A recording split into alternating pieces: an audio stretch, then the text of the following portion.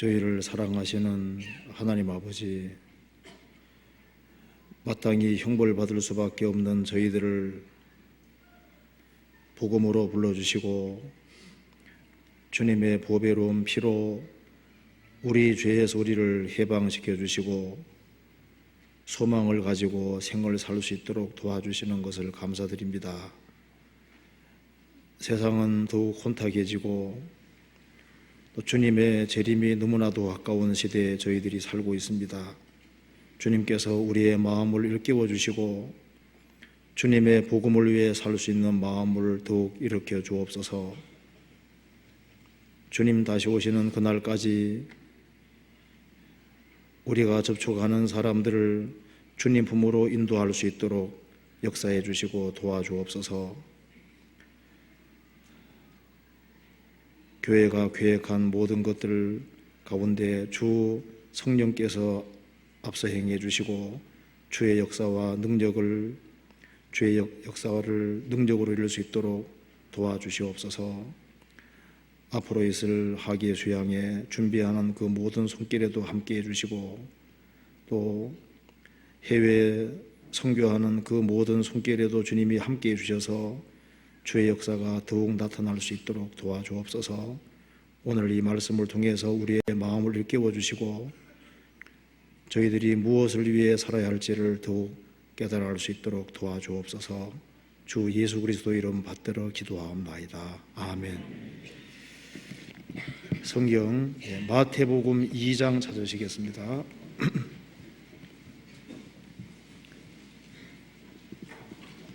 마태복음 2장 제가 몇 군데를 읽겠습니다.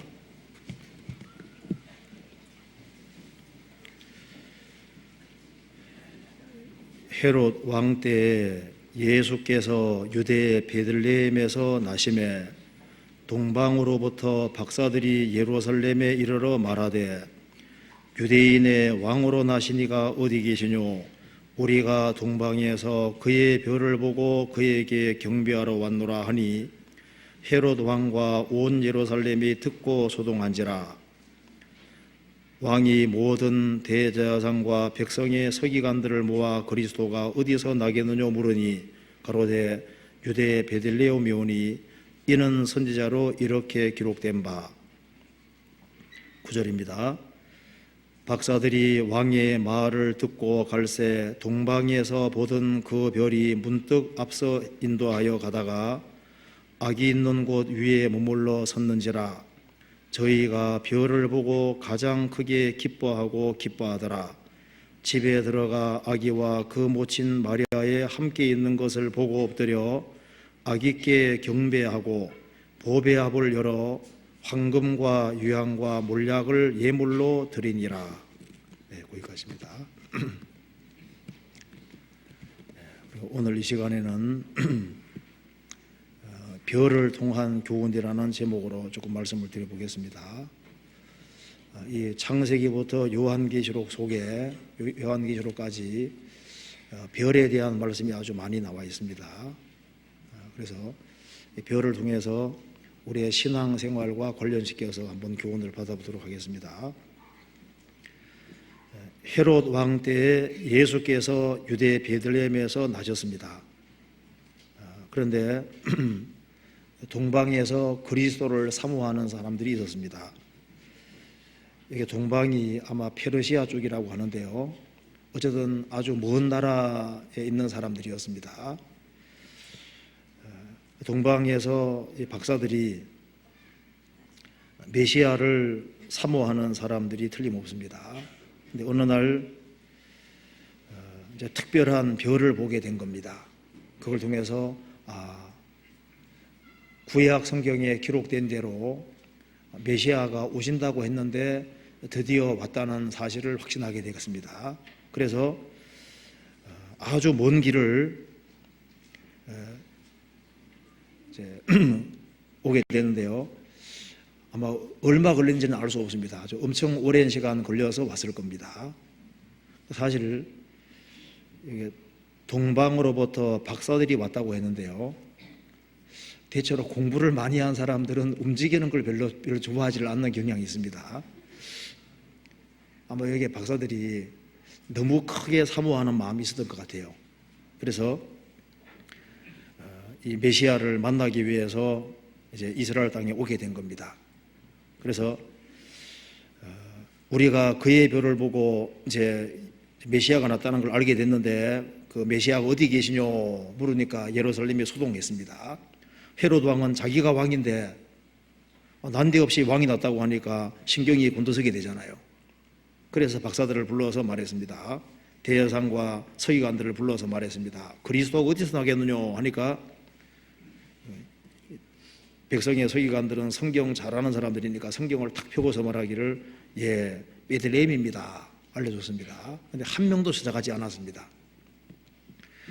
그런데 이제 이 동방 박사들은 베들레헴에 나는 걸 알고 이제 베들레헴으로 가는 겁니다. 그런데 9절에 보면은 박사들이 왕의 말을 듣고 갈새 동방에서 보던 그 별이 문득 앞서 인도하여 가다가 아기 위에 있는 곳에 머물러 섰는지라. 보통 별이 아니죠.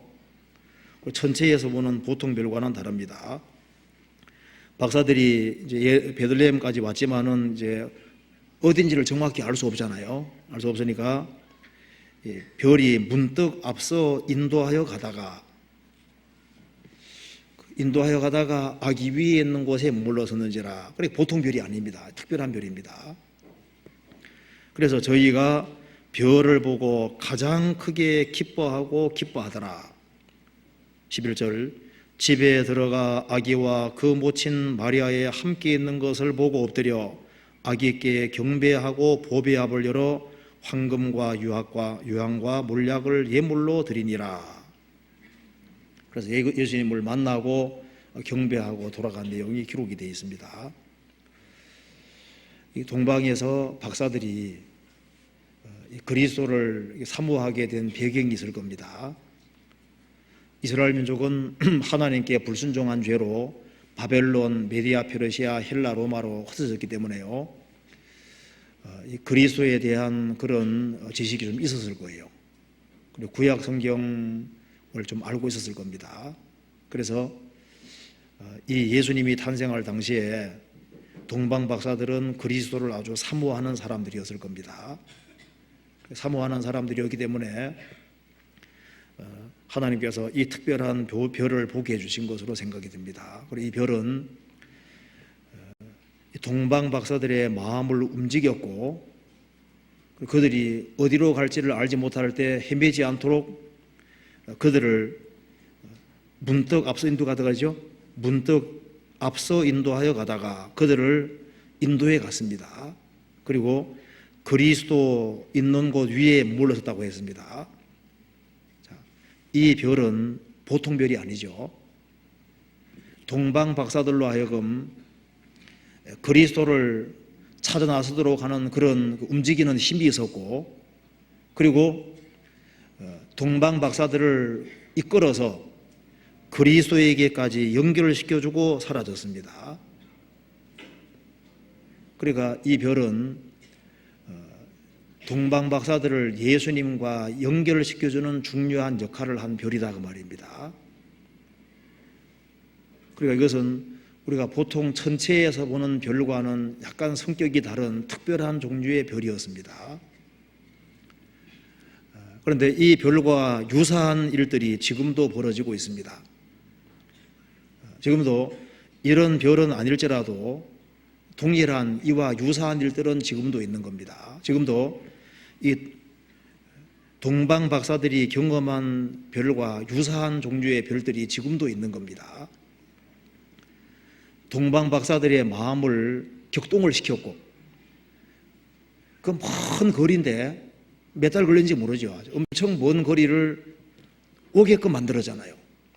오게 만들었고, 그리고 헤매지 않도록 잘 이끌어서 예수님에게까지 연결을 시켜주고 사라졌다 그 말입니다.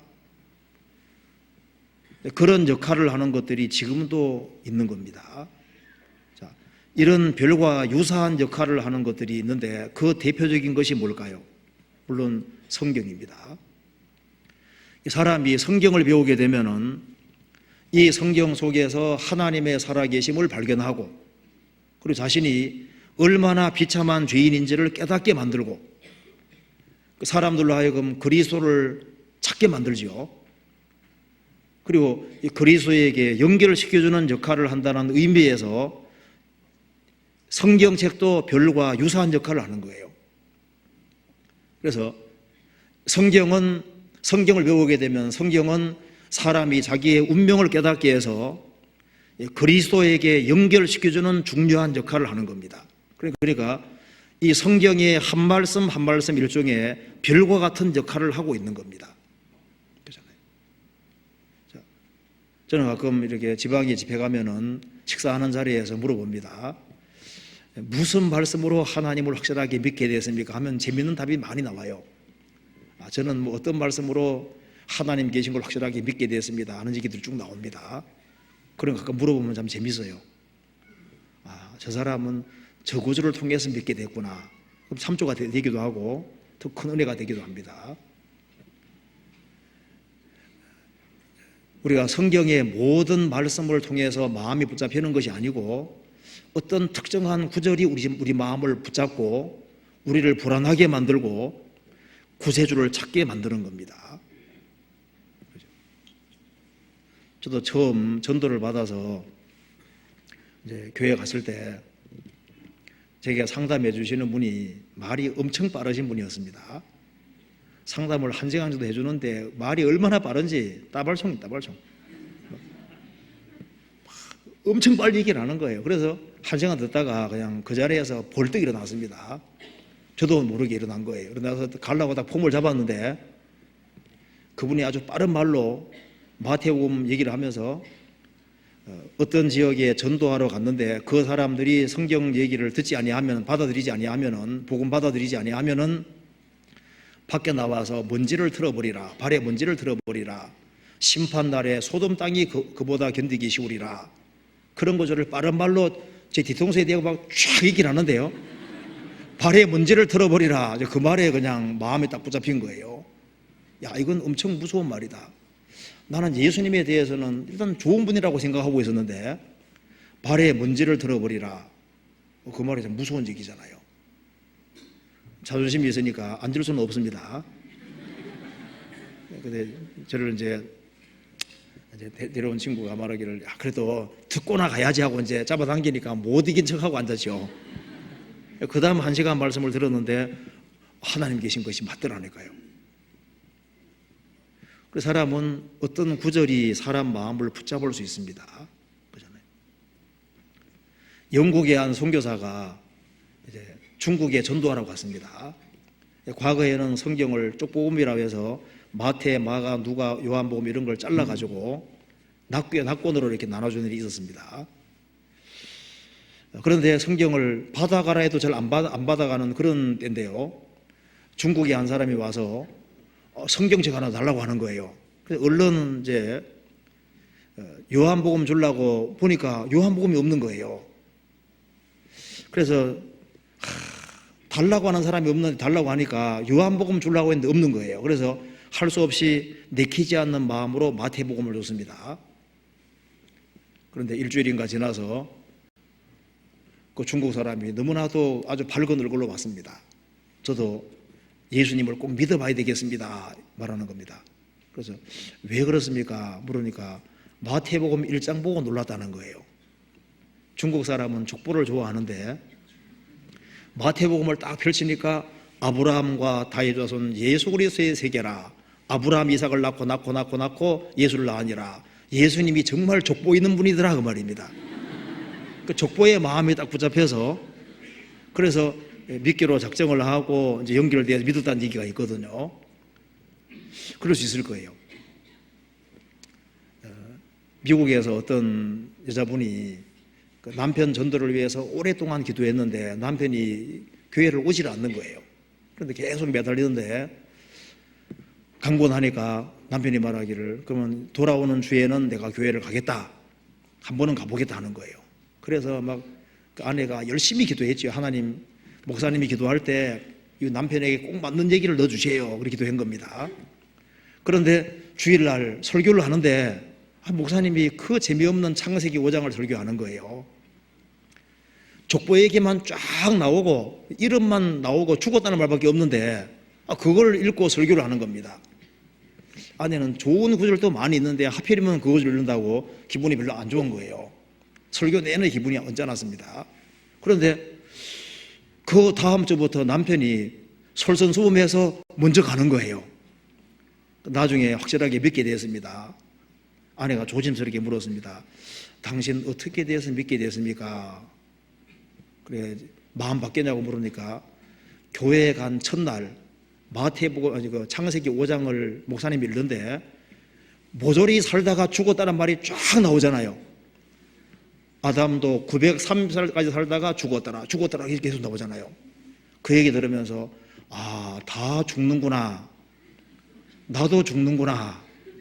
이분은 죽는 거에 생각을 안 했던 거예요. 죽음 있는 그곳에서 에녹은 산채로 들림받았죠. 죽음이 있는 세계에서 죽지 않는 길도 있다 그 말입니다.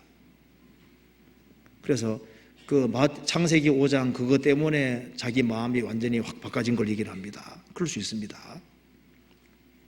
우리가 간증을 들어보면은 어떤 특정한 구절이 사람 마음을 움직이는 그런 것이 있는 거예요. 그 사람 마음을 움직이고 마음을 굴복시키고 그리고 그리스도에게 연결시키기 때문에 이 성경의 말씀들이 별과 같은 역할을 하고 그래서 사람을 주님께로 끌어가는 그런 힘이 있는 겁니다. 우리가 구원받을 때 성경을 통해서 그리스도와 연결이 됐습니다. 그렇죠? 일본 기숙사에 쓰였던 얘기인데요. 한 강도가 들이닥쳤습니다. 자루를 집어던지면서 기준품 다 집어넣어 하니까 여자들이 놀래서 학생들이 놀래서 막 다 집어넣는 거예요. 그런데 한 여자분이 성경책이 있었는데요. 자루를 가지고 가려고 하는데 왜 가장 중요한 것을 안 집어넣으세요? 그래서 강도가 보면서 뭐야? 이거요. 집어넣었거든요. 그래서 이제 팔아먹는 다 팔리는데 성경책만 안 팔리는 거예요. 이 책만 안 팔리는 겁니다. 그래서 이걸 집에 갖다 놓은 겁니다. 강도는 한가하잖아요. 그러니까 이제 그 여자 얘기가 떠오르는 겁니다. 가장 귀중한 건데 왜 안 집어넣었어요? 그래서 시간 많으니까 성경책을 읽기 시작한 겁니다. 읽다 보니까 이제 점점 인생이 심각해지지 않습니까? 그래서 내가 지금 못할 짓을 하고 있구나. 그러니까 나중에 교회에 연결되게 되고 나중에 목사님이 됐습니다. 미국 일본 실화입니다. 목사님이 됐습니다. 그래서요 세월이 지나서 이제 자기가 그 목사님이 이제 어떤 교회에 가서 자기가 어떻게 강도로 있다가 예수 믿고 구원받게 된지 관정을 쭉 하는데 중년의 부인이 펑펑 이제 눈물 흘리고 울고 있는 거예요. 그래서 목사님은 생각하기를 내가 설교 잘해서 감동이 돼서 우는 거나 이런 생각했는데 이제 설교 끝나고 난 이후에 왜 그렇게 홀쭉거리고 울었냐고 하니까 사실은 그 책을 그 목사님 자료 속에 넣은 사람이 저고 제가 지금까지 이 책이 당신의 그 목사님에게 역사하도록 내가 지금까지 기도했는데 그 기도가 마침내 응답된 것을 보고서 너무 감격해서 눈물을 흘렸다. 그러죠. 이 성경이 사람 마음을 움직이고 구원하는 그런 힘이 있습니다. 그렇잖아요. 그리고 이런 별과 같은 역할을 하는 또 한 가지가 바로 하나님의 일꾼이라고 성경은 설명하고 있습니다. 찾아보시겠습니다. 요한계시록 2장을 보시겠습니다.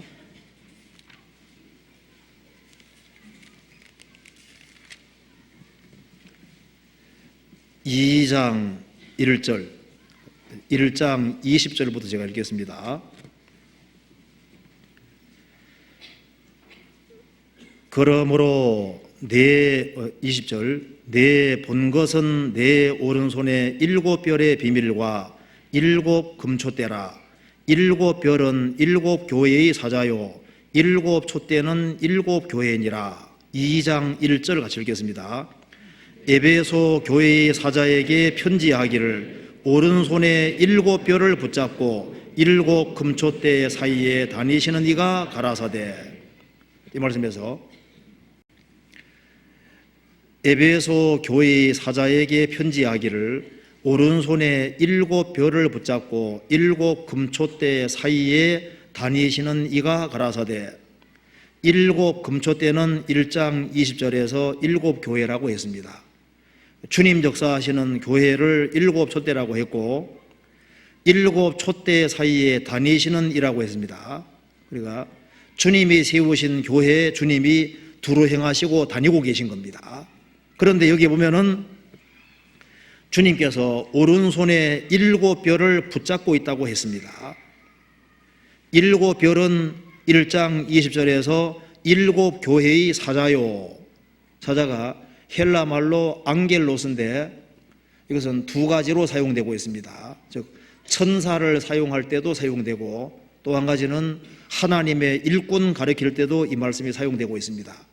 마가복음 1장에 보면은 세례 요한을 보내시면서 세례 요한을 여호와의 사자라고 했습니다. 앙겔로스라 했습니다. 그러니까 하나님이 보내신 일꾼을 찾아라고 했습니다. 여기서는 물론 하나님의 일꾼들을 가르치고 있습니다.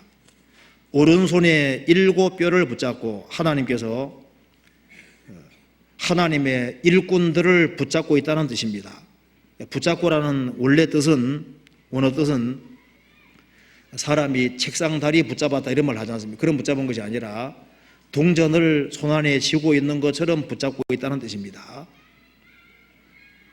여기에 일꾼을 가리켜서 하나님의 일꾼을 가리켜서 일곱 별이라고 표현을 했습니다.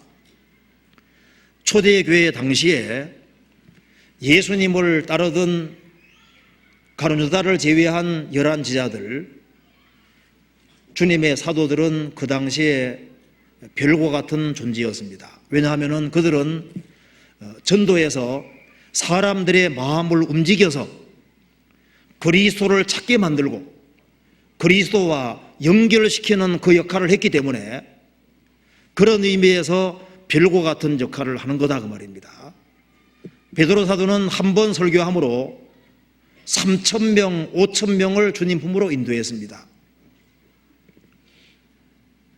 베드로 사도는 사람들의 마음을 움직여서 그들을 회개시켜서 그리스도와 연결시켜주는 그 역할을 부여받았기 때문에 그런 의미에서 별과 같은 역할을 하고 있는 겁니다.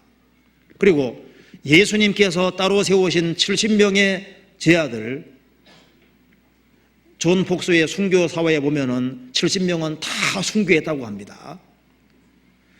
누가복음 10장에서 예수님 말씀하시기를 그 70명의 제자들에게 말씀하시기를 너희 이름이 하늘에 기록된 것으로 기뻐하라고 하셨습니다. 그들은 복음 전하다가 전부 다 순교당했다고 하잖아요. 그들도 그 당대에 별과 같은 역할을 한 겁니다. 바울 사도는 3체에 걸쳐서 로마 각지에 전도하면서 교회를 세우고 사람 품을 주님 품으로 인도하고 주님과 연결을 시켜주는 역할을 했기 때문에 그 당대의 일종의 별이라고 할 수 있는 겁니다. 그리고 교회 속에서 주님의 손에 붙잡혀서 주님께 쓰임받은 일꾼들이 많이 있습니다. 영국의 귀족의 아들이었던 페트리카는 AD 4세기에 아일랜드에서 이제 사람들이 쳐들어와서 그 사람을 붙잡아 갔습니다. 그래서 아일랜드에서 오랫동안 노예 생활을 했습니다.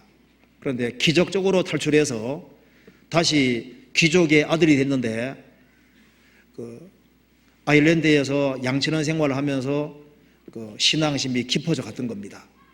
그래서 이제 귀족의 아들로 살지만은 행복하지를 못한 거예요. 그래서 이 영혼들 어떻게 할 거냐 그 말입니다. 그래서 철저하게 선교 훈련을 받고 그는 귀족의 아들이기 때문에 재산을 다 금부치로 많이 바꾸어서 선교하기 위해서 갔던 겁니다. 그래서 주장들을 만나가지고 먼저 금부치를 주면서 내가 선교를 좀 해야 되겠으니까 좀 용납해달라고 하면서 위에서부터 전도해서 이제 이 아일랜드 전체를 주님 믿도록 만들었다고 하지 않습니까? 그래서 로마 제국이 멸망할 때 크리스찬들이 많이 아일랜드로 도망갔고 거기에 그 당시에 복음이 있었다고 합니다. 그리고 거기에서 파송된 사람 중에 한 사람이 콜룸바라는 사람인데 7세기입니다. 그 사람이 이제 스코틀랜드에 전도로 갈 때 12명이 같이 갔는데 배를 다 불질러 버리고 이제 우리가 이 나라를 복음화 시키든지 아니면은 우리는 절대 본국으로 돌아갈 수 없다. 그래서 스코틀랜드를 주님 품으로 인도했습니다. 자, 목숨 걸고 복음 전하는 그런 사람들이 있어 왔던 겁니다. 자, 그런 사람들은 일종의 별과 같은 역할을 하고 있는 겁니다. 18세기 당시에 시트필드, 요한 웨슬레 이런 사람들은 일종의 별입니다. 19세기에 D.L. 무디, 스펄전 이런 사람도 그 당대의 별입니다. 우리나라에 복음을 갖고 들어온 사람들이죠. 그런 사람들도 일종의 별 역할을 하는 겁니다. 개신교 선교사로는 처음으로 들어온 사람이 토마스 목사라고 하지 않습니까? 그 사람이 토마스 목사는 런던 대학을 이제 졸업하고 아내와 같이 중국에 선교하러 왔는데 상해까지 왔는데 아내는 이제 그 병 때문에 죽고 그래서 중국말을 배워서 이제 일을 좀 하다가 한국이란 나라가 있다는 걸 알고 그래서 한국말을 배웠는데요. 그 사람이 언어에 천부적인 재능이 있었답니다.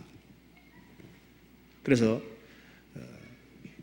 우리나라에 들어와서 4개월 동안 우리나라를 답사하면서 여기가 전도토가 좋다는 걸 알게 된 겁니다. 그래서 전도를 했는데 이제 얼마 전도하지 못하고 제너럴 쇼머너 사건 때 죽임 당하지 않습니까? 그런데 그 토마스 목사가 성경책을 전해준 사람들이 거의 찾는 사람들이었습니다. 제너럴 쇼머너 사건 때 물론 참수형 당해 죽었지만은 자기를 죽이는 사람에게도 성경책을 주면서 내 목숨보다 더 귀한 것이라고 하면서 전해줬다고 하지 않습니까? 그 사람이 나중에 전도사가 되었습니다. 어쨌든 간에 별과 같은 역할을 하는 사람들이 있습니다. 근데 그것은 과거만 그런 것이 아니라 지금도 마찬가지입니다. 지금도 주님이 세우신 교회가 있고 주님이 세우신 일꾼들이 있습니다. 성경에서 봅시다. 에베소서 4장을 보시겠습니다.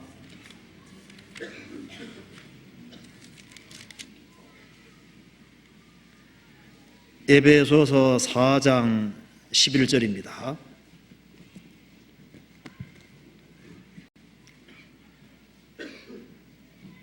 그가 혹은 사도로 혹은 선지자로 혹은 복음 전하는 자로 혹은 목사와 교사로 주셨으니 이는 성도를 온전케 하며 봉사의 일을 하게 하며 그리스도의 몸을 세우려 하심이니라. 주님께서 혹은 사도로 혹은 선지자로 초대교회 당시에 사도가 있었습니다. 지금은 복음 전하는 자 혹은 목사와 교사가 있습니다.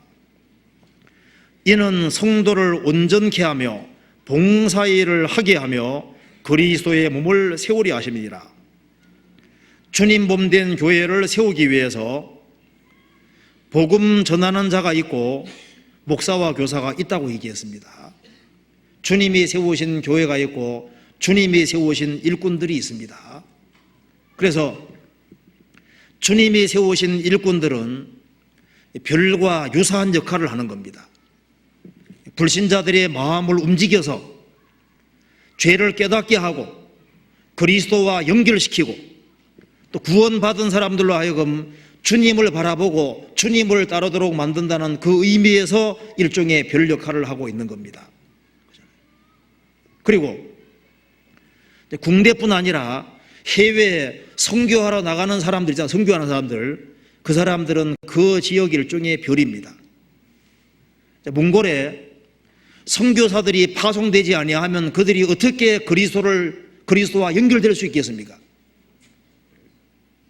더 일찍 들어갔으면 더 좋지 않았겠어요?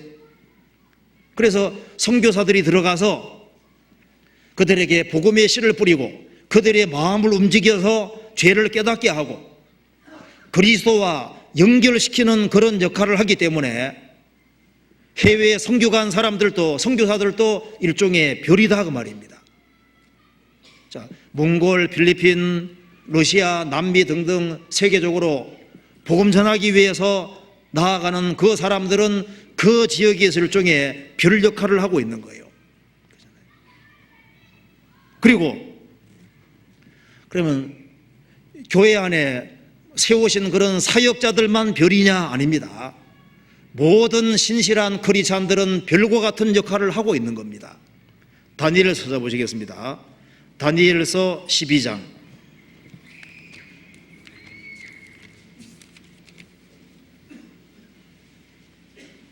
3절 같이 읽어보겠습니다. 지혜 있는 자는 궁창의 빛과 같이 빛날 것이요 많은 사람을 옳은 대로 돌아오게 한 자는 별과 같이 영원토록 비치리라. 지혜 있는 자는 궁창의 빛과 같이 빛날 것이요, 궁창의 빛과 같이 별을 가리킨 겁니다.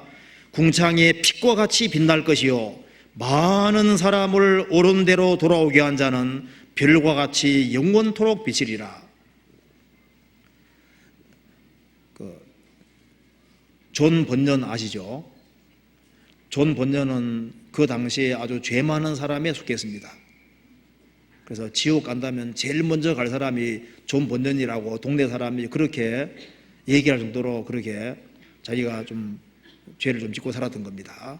그런데 구원받은 그 여자분들이 그리스도에 대해서 아주 밝은 모습으로 얘기를 하는 걸 보는 가운데 죄책감을 크게 느끼는 거예요. 그래서 그리스도를 알아야 되겠다는 그 간절한 갈망이 생기고, 그리고 자신의 어떤 죄인됨을 아주 깊이 느끼고 나중에 구원을 받게 됐는데, 그때 그 구원받은 안여자들이 그 기쁜 모습으로 그리스도에 대해서 얘기하는 그것이 번연의 마음을 움직이게 됐고, 그래서 그리스도께 나아오는 역할을 했던 겁니다. 여기 모든 구원받고 신실하게 살아가는 크리스찬들은 일종의 별 역할을 하고 있는 겁니다. 사람들로 하여금 그리스도를 보게 만들고 그리스도를 찾게 만들고 그리스도와 연결을 시키는 역할을 하기 때문에 그들도 별과 같은 역할을 하는 겁니다.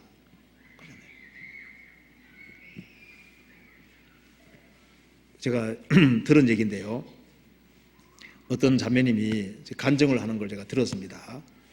자기가 어떻게 돼서 그리스도를 믿게 됐는지를 간증하면서 어떤 그 자매님이 엘리베이터에 누가 토했는데요, 그걸 아무도 안 볼 때 몰래 그 구원받은 자매님이 치우더랍니다. 그때는 뭐 구원이고 몰랐죠. 그래서 그 눈이 딱 들어오는 거예요. 행동을 유심히 보니까 뭔가 다른 사람하고 다르고 아주 희생적입니다. 그래서 이제 자연스럽게 가깝게 되고, 그렇게 해서 이제 나중에 말씀 듣고 구원까지 받게 된 겁니다. 그 얘기를 들으니까 다른 자매님들도 야, 우리도 토 한번 치우자. 그런데 그건 그때만 하면 되는 게 아니에요. 평상시에 그렇게 하는 것이 구원받는데, 평상시에 그렇게 한 걸 주님께 열매로 연결시키지 않습니까? 평상시에 크리스찬들이 정말 희생적으로 헌신적으로 살아가는 모습을 보일 때 그것이 다른 사람들이 구원받는 마음을 일으킬 수 있거든요. 그래서 다른 사람을 주님 품으로 인도하는 역할을 하는 사람, 모든 신실한 크리스찬들은 여기 말씀한 대로 별과 같은 동일한 역할을 하고 있는 겁니다. 성경 다니엘서 8장 찾아보시겠습니다.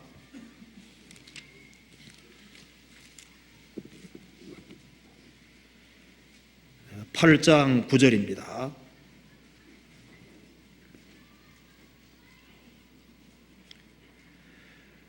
그중 한 뿔에서 또 작은 뿔 하나가 나서 남편과 동편과 또 영화로운 땅을 향하여 심히 커지더니 그것이 하늘 군대에 미칠 만큼 커져서 그 군대와 별 중에 몇천을 땅에 떨어뜨리고 그것을 짓밟고 또 스스로 높아져서 군대의 주제를 대적하며 그에게 매일 드리는 제사를 제하여 버렸고 그의 성소를 걸었으며, 이 말씀에서 알렉산더 대왕이 죽고 난 이후에 나라가 네 쪽 났습니다. 그래서 그 중에 한 뿔은 시리아를 가리키고 또 작은 뿔 하나가 나서 시리아에서 또 작은 한 뿔은 시리아 왕 안티오코스 에피파네스를 가르치고 있습니다. 나서 남편과 동편과 또 영화로운 땅을 향하여 심히 커지더니 세력을 확정시켜서 남쪽과 동편과 영화로운 땅, 이스라엘 땅을 향해서도 심히 세력을 넓혀갔습니다. 그것이 안티오코스 에피파네스가 하늘 군대에 미칠 만큼 커져서, 여기 하늘 군대는 출애굽기에 보면은 출애굽한 이스라엘 백성들을 여호와의 군대라고 했습니다. 하늘 군대라는 것은 바로 이스라엘 백성들을 가리키고 있습니다. 하늘 군대에 미칠 만큼 커져서 그 군대와 별 중에 몇천을 땅에 떨어뜨리고 그것을 짓밟고, 여기에 별 몇천을 땅에 떨어뜨렸다고 그러죠. 이 당시가 이스라엘도 많이 타락한 시대입니다. 이스라엘도 많이 타락한 시대이기 때문에 이스라엘에서 지도적인 위치에 있는 아주 중요한 사람들을 여기에서 별이라고 했습니다. 우리가 이런 말 하지 않습니까? 재계의 별, 그런 말 하지 않습니까? 정계의 별, 그런 말 하지 않습니까? 별이라는 것은 아주 중요한 인물들을 가르치고 있습니다. 그러니까 출애굽 당시에는 모세와 여호수아가 일종의 별 역할을 하는 겁니다.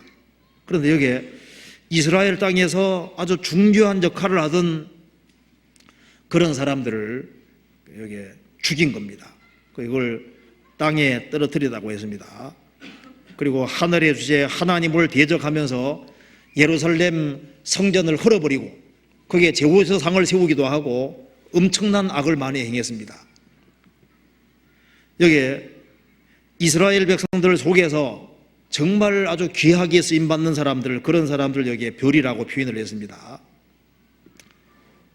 마귀는 누구부터 넘어뜨려야 될지를 알고 있습니다. 가장 중요한 사람을 넘어뜨리려고 하는 거예요.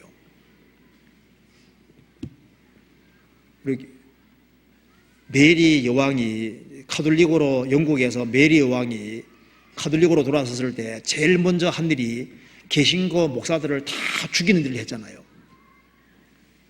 그래서 영국의 복음의 씨를 말려버리려고 했었습니다. 그래서 메리 여왕 당시에 목회자들이 아주 거의 죽임당했잖아요.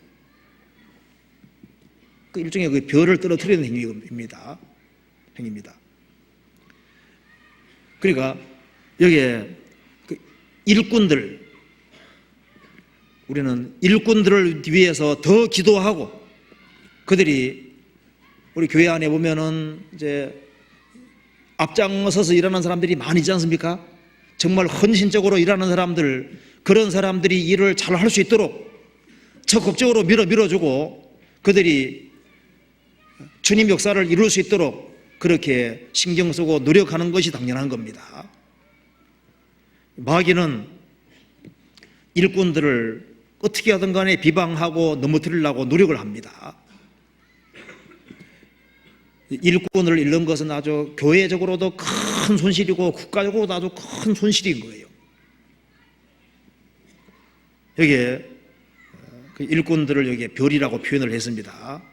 또한 주님이 역사하시는 살아있는 교회는 그야말로 별과 같은 역할을 하고 있죠. 지금 사람들에게, 죄인들에게 가장 큰 영향력을 행사하는 것이 어딜까요? 교회입니다. 전도 집회할 때 사람들의 마음이 움직여져서 집단적으로 많은 사람들이 구원받지 않습니까? 구원받아 주님과 연결되는데, 그런 의미에서 교회도 별과 같은 역할을 하는데 가장 큰 별과 같은 역할을 하는 겁니다. 그렇잖아요. 궁창이 확실한 증인 달이라는 말씀도 있는데요, 별보다 다른 밝기가 더 밝지 않습니까? 밝기는 지구에서 봤을 때 교회는 달과 별과 같은 역할을 하는 거예요. 그래서 구원받지 아니한 사람들, 그런 사람을 교회 연결시켜서 말씀을 듣게 하면 거기에서 마음이 녹아내려서 주님과 연결이 됩니다. 그런 의미에서 교회도 별과 같은 역할을 하고 있는 거예요. 성경 찾아보시겠습니다. 요한계시록 3장 보시겠습니다. 3장 7절입니다.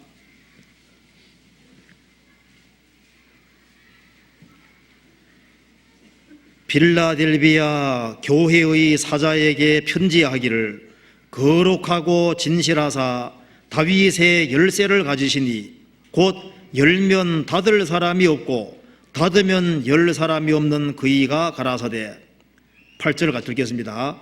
볼지어다 내가 내 앞에 열린 문을 두었으되 능히 닫을 사람이 없으리라.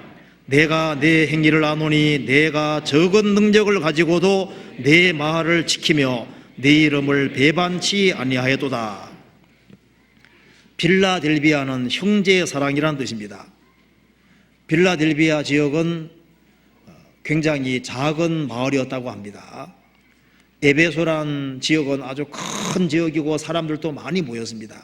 그런데 빌라델비아 교회는 작은 교회였다고 합니다. 그런데 그들은 작은 교회였지만은 정말 서로 사랑했던 것 같습니다.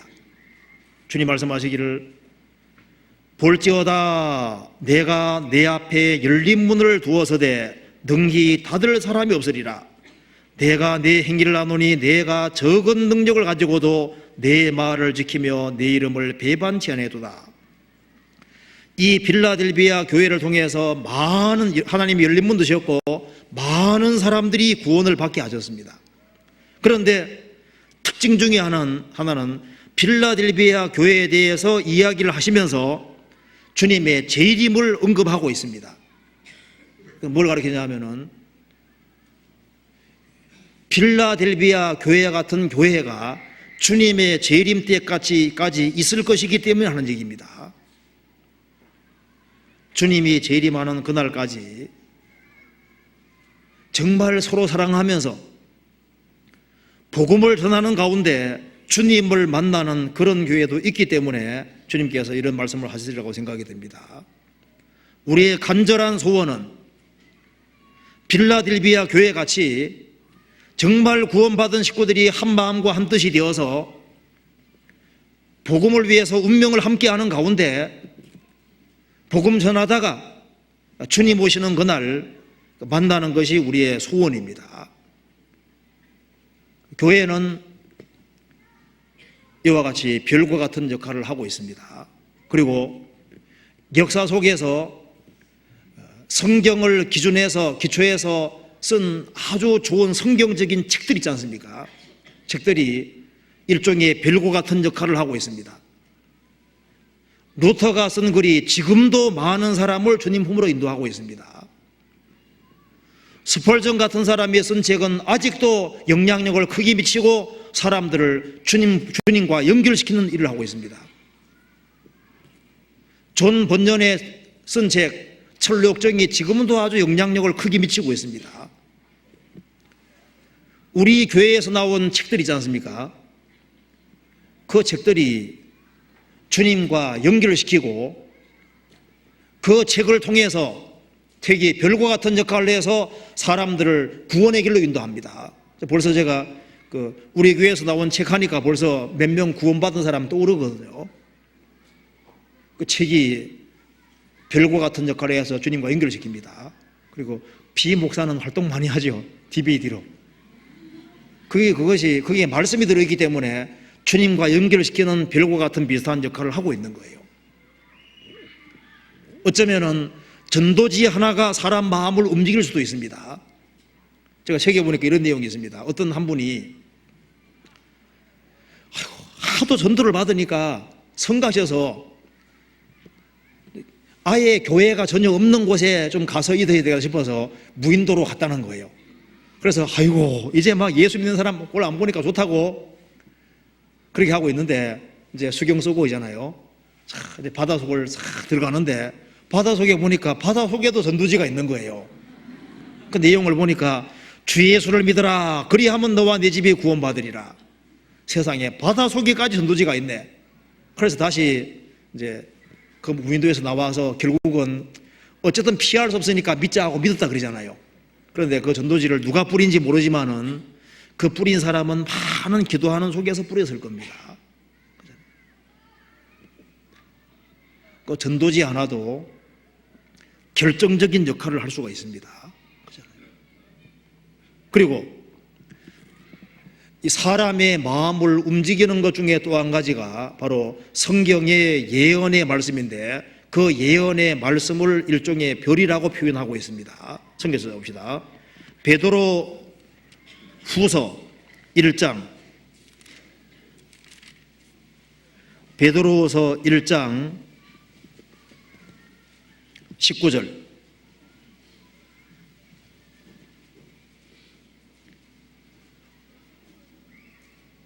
또 우리에게 더 확실한 예언이 있어 어두운 데 비치는 등불과 같으니 날이 새어 샛별이 너희 마음에 떠오르기까지 너희가 이것을 주의하는 것이 가하니라.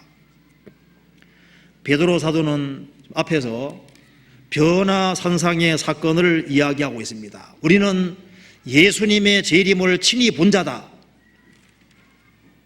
예수님이 재림하시는 예고편을 마태복음 16장에서 17장에서 봤습니다. 그래서 예수님의 재림에 대한 이야기는 공교히 꾸며낸 얘기가 아니고 그건 실제고 우리는 재림의 예고편을 봤다. 그런데 우리에게 그거보다 더 확실한 것이 있는데 예언이라는 겁니다. 어두운 데 비치는 등불과 같으니 어두운 데 등불 없으면 헤맵니다. 우리는 성경에 예언의 말씀이 있기 때문에 세상이 혼탁해져도 성경의 예언의 말씀 일종의 등불이 되기 때문에 인생을 헤매지 않을 수 있는 겁니다. 날이 새어 샛별이 너희 마음에 떠오르기까지 너희가 이것을 주의하는 것이 가하니라. 샛별은 금성 가르치고 있습니다. 샛별이 떠오르고 그 다음에 해가 떠오르잖아요. 재림의 징조가 나타나고 주님이 오십니다. 샛별은 일종의 전령입니다. 그래서 늦잠 자고 일어나는 사람은 갑자기 해를 만나잖아요.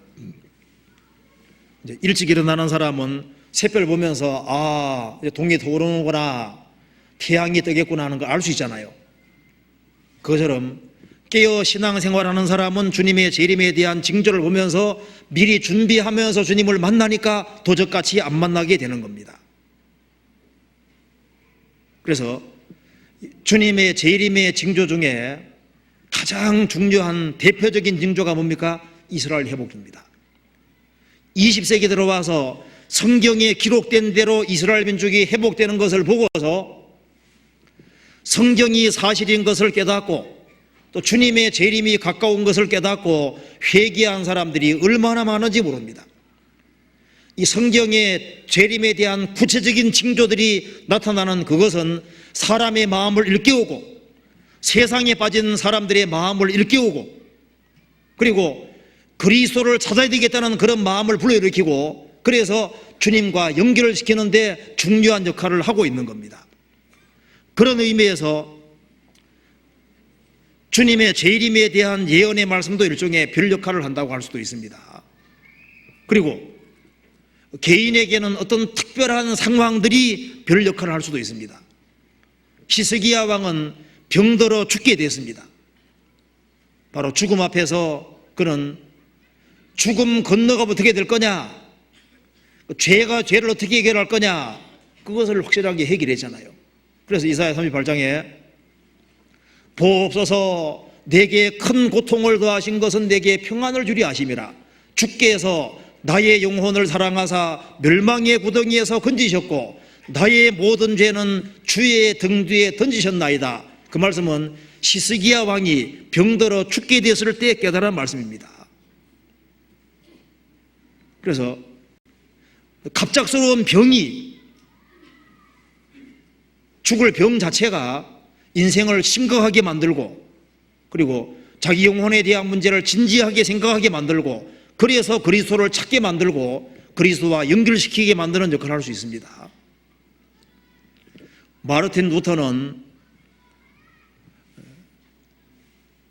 어떻게 돼서 영혼 문제를 심각하게 생각하게 되냐면 1505년에 찌는 듯이 그 더운 날, 비가 억수같이 오는 그날 천둥 번개가, 벼락이 자기 아주 가까이 떨어진 겁니다.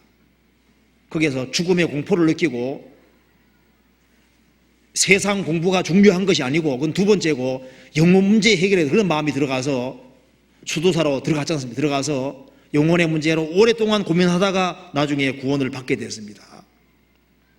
어떤 개인에게 충격적인 사건이 영혼에 대해서 깊이 생각하게 만들고, 그리고 그 죄에 대한 두려움을 불러일으키고 구세주를 찾게 하는 그런 중요한 계기가 될 수 있습니다. 제가 글에 이런 걸 봤습니다. 어떤 미션 센터의 미션 선교 그룹에서 한 남자가, 이렇게 변호사가 간증한 내용입니다. 자기가 어떻게 대해서 그리스도를 믿게 됐는지 그 간증을 하면서 이런 얘기를 하는 겁니다. 자신이 어떤 그 크리스찬 여자분과 같이 결혼을 하게 됐다는 겁니다. 네, 독실한 크리스찬인데 그 변호사는 무신론자입니다. 그래서 아내로 하여금 교회를 못 다니고 예수를 못 믿게 하려고 노력을 하는데 아내는 끝까지 교회를 다니는 겁니다. 그러다가 그 둘 사이에 자녀가 태어난 겁니다. 딸이 태어난 거예요. 그 어머니는 딸을 끝까지 붙잡고 이제 교회를 계속 연결시키는데, 아버지는 이제 세상적인 사고방식을 딸에게 계속 집어넣는 거예요. 어떻게 하든 간에 교회를 안 나갈 구실을 만들어서 이제 교회와 멀어지는 작업을 계속했던 겁니다. 그래서 10대를 지나면서 이제 교회에 뜸하게 되고, 그래 세상적인 사고방식을 계속 집어넣은 겁니다. 그래서 이제 교회와 점점 멀어지게 만들었고, 그 딸이 20살이 됐을 때 한 남자와 약혼을 하게 됐답니다. 그래서 친구들과 같이 멀리 놀러 갔었는데 배를 타고 나간 거예요. 나갔는데 그 젊은 사람들은 장난기가 심하지 않습니까? 그래서 배에 장난치다가 배가 전복에 대해서 다 물에 빠졌는데, 다행히 그 배에 탄 모든 청년들이 다 수영을 잘하는 사람이기 때문에 겨우 살아서 나왔다는 거예요. 나왔는데 그 젖은 몸으로 차를 몰고 아주 엄청나게 먼 거리를 집까지 딸이 이제 몰고 오는 과정에서 급성 폐렴에 걸려서 딸이 갑자기 죽게 되는 겁니다. 그래서 죽음에 임박했을 때 아버지가 이제 죽음 건너갈 때 아버지가 딸을 딱 안은 겁니다. 그러니까 딸이 힘없이 이제 숨 넘어가는 목소리로 말합니다. 아버지는 지금까지 말하기를 자기 주관 가지고 성실하게 살면 좋은 데 다 갈 수 있다고 하셨고, 우리 어머니는 그리스도를 믿어야만 간다고 하셨는데, 아버지 나는 이제 곧 죽음을 건너가게 됩니다. 그러니 내가 아버지 편을 택해야 되는 겁니까? 어머니 편을 택해야 되는 겁니까? 이렇게 말하니까 그 아버지가 너는 그리스도를 위해서 그리스도를 택하고, 너 자신을 위해서, 너의 어머니를 위해서도 그리스도를 택하고, 너 자신을 위해서도 그리스도 택하고, 나 자신을 위해서도 그리스도를 택하거라. 그 말하는 순간에 딸 숨이 딱 끊어지는 거예요. 그까지 변호사가 이야기를 하고 밖에 뛰쳐나가서 머리를 쥐어 뜯으면서 하나님만 아십니다. 자기가 딸이 죽음 건너가는 그 순간에 얼마나 엄청난 짓을 한지 알게 된 겁니다. 그래서 죄를 회개하고 그리스도를 믿고 선교하는 그 일이 아주 적극적으로 하는 사람이 된 걸 얘기를 하는데요, 그런 엄청난 일이 있을 수 있는 겁니다. 세상에는 사람들의 마음을 움직여서 주님께 연결시키는 역할을 하는 사람이 있는가 하면은 주님을 등지게 만드는 역할을 하는 사람도 있습니다. 성경 유다서 찾아보시겠습니다. 유다서 1장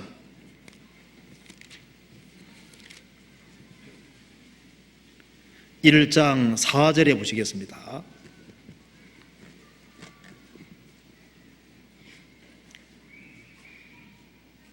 이는 가만히 들어온 사람 몇이 있음이라. 가만히 들어온 사람 몇이 있다고 했습니다. 13절 자기의 수치의 거품을 뿜는 바다의 거친 물결이요 영원히 예비된 캄캄한 흑암에 돌아갈 유리하는 별들이라. 유다서를 받는 사람 중에 여기 가만히 들어온 사람들이 있었습니다. 그러면서 이 사람들이 자기 몸만 기르는 목자라고 12절에 말씀했는데요, 이 거짓 일꾼들을 가르칩니다. 이 거짓 일꾼들을 가르쳐서 자기의 수치의 거품을 뿜는 바다의 거친 물결이요 영원히 예배된 캄캄한 흑암에 돌아갈 유리하는 별들이라. 여기에 거짓 일꾼들을 가르쳐서 뭐라고 했습니까? 유리하는 별들이라. 요한계시록 2장 1절에는 주님의 손에 붙잡힌 바 된 별이 있는가 하면은 유리하는 떠들이 별도 있다 그 말입니다. 유리하는 별 따라가면 같이 유리방황하게 되고 캄캄한 흑암으로 같이 가게 되는 거예요. 세상에는 사람들의 마음을 움직여서 주님께로 연결시키는 사람들이 있는가 하면은 사람들의 마음을 격동시켜서 주님과 멀어지게 만들고 주님과 등지게 만들고 인생을 헤매게 만드는 그런 사람들이 있는 겁니다. 성경이 말씀하기를 소경이 소경 인도하면 둘이 다 구덩이에 빠지리라. 백성을 인도하는 자가 저희로 미혹해 하니 인도를 받는 자가 멸망을 당하는도다. 앞에 있는 사람이 속이면은 따라가는 사람은 다 같이 망하게 되는 거예요. 그렇잖아요. 너희는 천국 문을 사람들 앞에서 닫고 자기도 들어가지 아니하고 들어가고자 하는 자도 들어가지 못하게 한다고 말씀했습니다. 잠언 9장에도 마귀 역사와 하나님의 역사가 기록이 되어 있습니다. 주님께로 연결을 시키는 역사가 있는가 하면은 주님을 등지게 하는 그런 역사들이 있는데, 주님과 멀어지게 하는 거짓 일꾼들은 일종의 유리하는 별들이다 그 말입니다.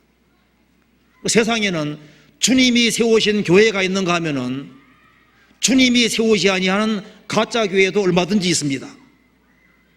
오히려 성경을 잘못 배우지 않았으면은 구원을 받을 수도 있을 텐데 머릿속에 완전히 잘못된 것이 들어가서 주님과 아예 천리말리 멀게 만들어 놨습니다. 어떤 교회는 사람에게 선행사상을 꽉 심어서 주님의 공로로 천국 간다는 그 복된 진리가 들어갈 자리가 없는 거예요. 우리 하계수양이 할 때 가끔 사람 만나는데 들어갈 자리가 없는 거예요. 성경은 잔뜩 들어가 있는데 잘못 배워서 잘못된 교리가 그냥 꽉 들어가 있는 거예요. 저 인도에 전도를 몇 번 가면서 느낀 것 중에 하나가요, 참 인도는 사람들이 좀 순수하게 보입니다. 그런데 그 기독교인들이 구원을 받지 못하고 있는 거예요. 저 그때 이 생각이 들었습니다. 열왕기하 2장에 보면 이런 말씀 나오죠. 엘리사가 이제 엘리사 그 당시에 어떤 동네가 참 땅도 아주 기름지고 좋고 모든 게 좋은데 물이 안 좋기 때문에 결실이 안 되는 거예요. 그래서 엘리사가 물을 고치니까 아주 결실이 아주 풍성하게 열리는 것이 나와 있습니다. 자, 인도란 나라는 참 그 전도터도 좋고 다 좋은데 물이 안 좋은 거예요. 하나님의 순수한 복음이 들어가면은 구원을 받을 수 있는 사람들이 물이 좋지 못하기 때문에 성경에서 말하는 복음다운 복음을 듣지를 못하니까 구원받지 못하는 겁니다. 세상에 헤매는 사람들이 많이 있습니다. 우리가 구원을 받았다는 것은 기적입니다. 자, 그런데 문제는 주님께로부터 거듭난 크리스찬이지만은 크리스찬이 주님의 빛을 가릴 수가 있습니다. 구원받았다는 사람이 구원 안 받은 사람들로 하여금 그리스도와 멀어지게 만드는 일을 했을 때 이게 얼마나 큰 죄가 되겠어요. 우리는 사람을 건지고 세우기 위해 있는데 나 때문에 주님과 멀어지고 주님과 원수가 되고 주님과 등을 돌리는 이런 일이 있다면 그게 얼마나 큰 죄가 되겠습니까? 그럼 별 역할, 저는 반대 역할을 하는 거지 않습니까? 고린도전서 15장에 보면은 별의 밝기가 다르다고 했습니다. 어떤 별은 빛을 많이 내는 별도 있고 어떤 별은 빛을 적게 내는 별도 있고 어떤 것은 아예 비치지 않는 별도 있습니다. 너무 흐린 별도 있는 거예요. 구원받은 사람도 빛을 많이 비치든 적게 비치든 빛을 비치도록 부르심 받은 겁니다. 중요한 것은 내가 지금 주님의 빛을 비추고 있는 것이냐, 내 주변 사람들에게 주님 빛을 비추고 있느냐, 그걸 좀 깊이 생각할 필요가 있습니다. 성경에 크리스찬들을 일종의 별이라고 표현을 하고 있습니다. 성경 찾아봅시다. 창세기 22장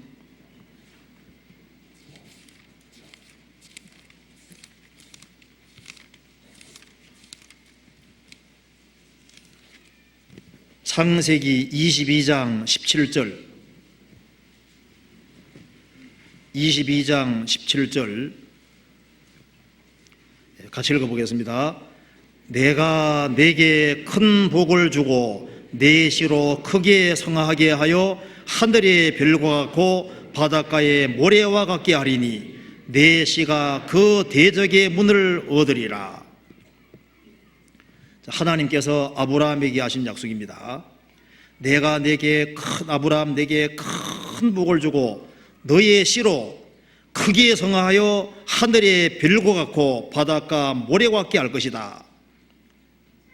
이사야 10장에 보면은 이사야 10장 22절에 이스라엘이여 내 백성들이 바다의 모래 같을지라도 남은 자만 돌아오니 그런 말씀이죠. 이스라엘이여 내 백성이 바다의 모래 같을지라도, 물론 아브라함 통해서 많은 사람이 나타난다는 의미에서 하늘의 별처럼 바닷가 모래처럼 이렇게 말하는 것도 되고, 또 한 번 더 생각해 보면은 이 아브라함을 통해서 육신적인 이스라엘 백성들도 많이 태어났지 않습니까? 그와 동시에 아브라함의 믿음을 본받아서 아브라함과 같은 그 믿음을 소유한 사람들, 그런 사람들은 일종의 별입니다. 그래서 성경 말씀하기를 내 자손이 하늘의 별과 같이 많아지게 될 것이다. 아브라함 이래로 많은 사람들이 구원을 받아왔습니다. 구원받은 한 사람 한 사람은 일종의 하늘의 별처럼 그런 빛나는 존재들인 겁니다. 그럼 별은 왜 존재하는 걸까요? 별은 비추기 위한 목적으로 존재하는 겁니다. 하늘에 있는 모든 것은 땅에 비추기 위한 목적이 있는 겁니다. 성경 창세기 1장 보시겠습니다. 창세기 1장 15절입니다.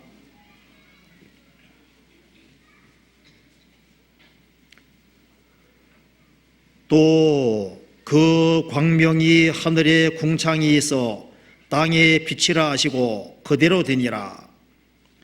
하나님이 더 큰 광명을 만드사 큰 광명으로 낮을 주관하게 하시고 작은 광명으로 밤을 주관하게 하시며 또 별들을 만드시고 하나님이 그것들을 하늘의 궁창에 두어 땅에 비치게 하시며. 해와 달과 별은 땅과 관계를 맺고 있습니다. 하늘의 해와 달과 별들의 주된 목적은 뭡니까? 땅에 비치기 위한 것이 기본 목적입니다. 예수님은 땅에 오셔서 세상의 빛으로 역사하셨습니다. 밤의 달도 지구에 빛을 비추기 위해 있습니다. 별들도 빛을 비추기 위해 있는 거예요. 자, 크리스찬이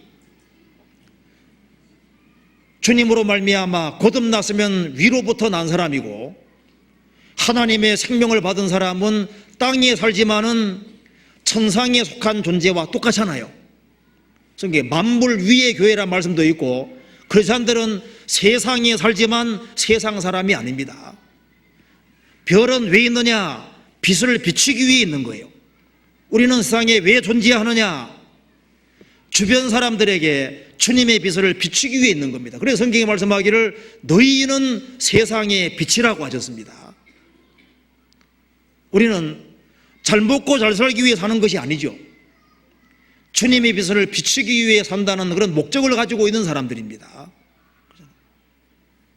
그러면 왜 빛을 비추지 못할까요? 주님께서 원인을 크게 세 가지로 말씀하고 있습니다. 마태복음 5장 보시겠습니다.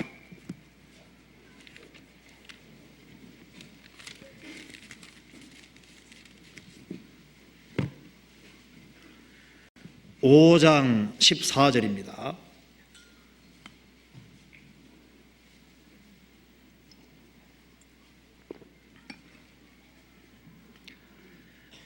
너희는 세상의 빛이라. 산 위에 있는 동네가 숨기우지 못할 것이요, 사람이 등불을 켜서 말 아래 두지 아니하고 등경 위에 두나니 이러므로 집안 모든 사람에게 비치느니라. 이와 같이 너희 빛을 사람 앞에 비치게 하여 저희로 너희 착한 행실을 보고 하늘에 계신 너희 아버지께 영광을 돌리게 하라.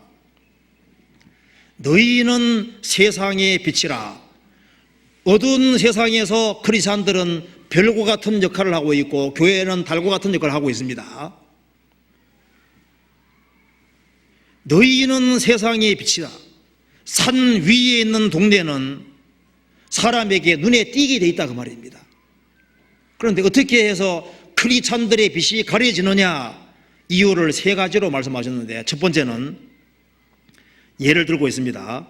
사람이 등불을 켜서 말 아래에 두지 아니하고 등경 위에 두나니. 이 말은 대박입니다. 등불을 켜서 대박 아래 두면은 빛을 비칠 수 없습니다. 크리스찬이 돈에 붙잡히면은 주님 빛을 비출 수가 없는 겁니다. 마귀는 속입니다. 뭐니 해도 뭐니가 최고다. 신앙생활 그게 문제냐? 다른 사람에게 영혼 건지는 그게 첫 번째냐? 그게 아니야. 사람은 먼저 육신적으로 잘 먹고 잘 사는 그 문제부터 해결하는 거야. 그렇게 속입니다. 경제적인 문제, 먹고 사는 문제 치우치도록 부추기는 거예요. 그래서 먹고 사는 문제에 얽매이면은 그 다음에는 전도는 뒷전이 돼버리는 겁니다. 성경에서 말씀하기를 크리스찬은 세상에서 성실하게 살아야 되는 건 사실입니다. 그렇지만은 성실하게 살아야 되는 건 맞지만은 재물에다가 마음 두는 것은 합당치 않은 거예요. 성경에서 보시겠습니다. 디모데 전서 6장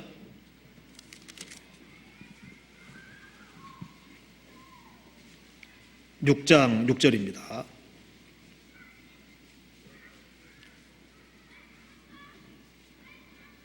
그러나 지족하는 마음이 있으면 큰 경건이 큰 이익이 됐느니라.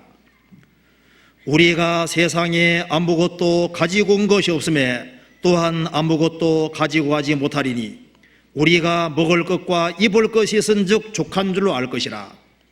그러나 지족하는 마음이 있으면 경건이 큰 이익이 되느니라.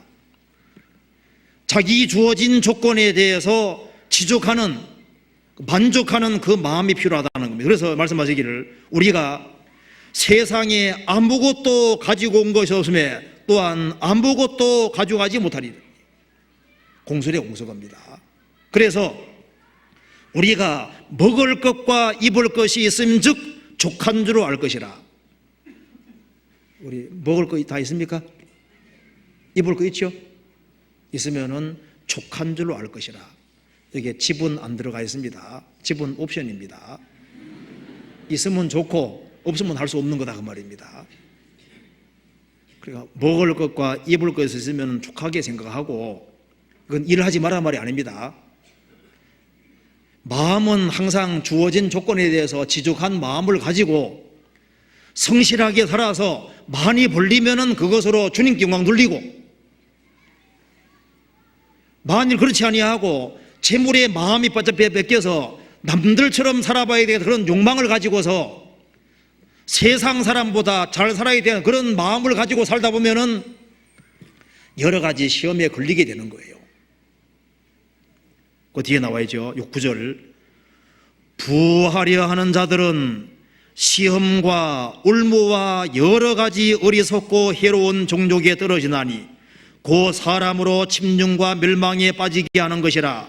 돈을 사랑함이 일만하게 뿌리가 되나니 이것을 사모하는 자들이 미혹을 받아 믿음에 서나 많은 근심으로써 자기를 찔러도다. 이게 성실하게 살지 말라는 말이 아닙니다. 어떻게 하면 부자가 될고 남들처럼 잘 살아볼고 그런 마음을 가지고 살다 보면은 마귀 타켓이 되는 거예요. 그래서 마귀는 그리스도인들의 마음을 영혼 건지고 세우는 그쪽이 치우치지 아니하고 돈벌이하는 데 붙잡히게 만들어서 여러 가지 시험에 걸리게 만들어서 신앙을 망치게 하려고 한다 그 말입니다. 항상 먼저 그의 나라와 그 의를 구해야 되는데 재물에 붙잡히면은 신앙이 흐트러지게 되는 거예요. 어떤 분이 동창생 모임에 갔는데 전도하러 갔습니다. 그런데 보니까 자신은 새빵살이 하는데 다른 동창생들은 벌써 집이 막 몇 채고 부동산 막 해가지고 막 집이 몇 채고 잘 사는 겁니다. 전도하러 갔다가 전도 받아봤습니다. 야, 내가 명초같이 살았구나. 이래서는 안 되지. 그러면서 방향을 바꾸면 그게 속는 겁니다. 그러잖아요.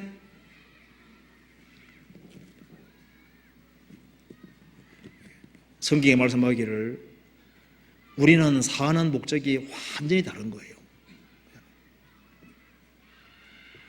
우리는 성실하게 벌어서 주님께 드리는 것을 배워야 되거든요.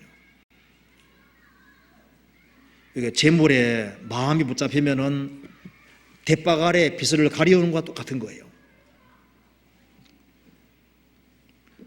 이렇게 하라는 얘기는 아닙니다. 그 손영원 목사님 아버지에 대한 얘기 잠깐 해드리면요. 손영원 목사님 아버지가 좀 믿음이 좀 좋았다 그러지 않습니까? 그래서 우리나라 기독교 초창기입니다. 교회를 지으려고 하는데, 교회당 지으려고 하는데 헌금을 아무도 안 하는 거예요. 그래서 손정수 씨가 손 딱 들었습니다. 나 돈 세마지기 바치겠어 하니까 아내가 나도 돈 세마지기 하는 거예요. 총 6마지기인데 세마지 바치겠다 그 말입니다. 세마지기는 내가 결혼할 때 가져온 거랑 똑같으니까. 그러니까 동네 사람들이 휘둥그레진 거예요. 이 집 예수 믿다 망했네. 자, 그런데요, 바치고도 늠름하게 살아갑니다. 동네 사람들이 손끝하면서 저 사람 예수 믿다가 재산 다 바친 사람이라고 이렇게 막 하니까 손정수 씨가 이렇게 얘기했다고 합니다. 우리도 알다시피 우리 동네에서는 망한 예가 아주 많이 있습니다. 수해 만나서 재산 다 날아간 사람들도 있고, 그리고 봉적당해서 재산 몽땅 틀린 사람도 있고, 노름하다가 돈 다 날린 사람도 있고, 병들어서 병치레 하느라고 돈 다 날린 사람도 있는데 돈이 날아가는 예는 많이 있습니다. 그런데 나는 이 성경을 한번 제대로 잘 믿어보자고 주님께 모든 걸 한번 드려본 사람이니까 망한 예 중에는 나같이 잘 망한 예가 우리 동네에서 있느냐 하니까 동네 사람들이 말을 못하는 거예요. 그래서 망한 예 중에는 최고 잘 망한 예거든요. 먼저 그 나라와 그 일을 구하면 모든 걸 다 한다고 주님 약속하셨는데 그 말씀대로 내가 한번 해봤는데 내가 말씀대로 행해서 망했으니까 나는 아무 문제 없다. 그러면서 구차하게 살아가는데 얼마 후에 일본 동경에 대지진이 나서 그 동생이 그 일본에 있었다고 합니다. 그래서 일본에 피해 복구 작업에 앞장서는 바람에 거기서 표창장을 받게 되고 상금도 많이 받게 된 거예요. 돈이 생기니까 형님 생각나서 형님 돈 한 번 써 무시하고 보내온 겁니다. 그래서 동네 사람들이 과연 먼저 그의 나라 그 일을 구하니까 이렇게 예상치도 못하게 다시 회복이 되는구나. 그걸 보고서 사람들이 과연 하나님은 살아계시구나 하는 걸 그때 알았다고 합니다. 느꼈다고 하는데요.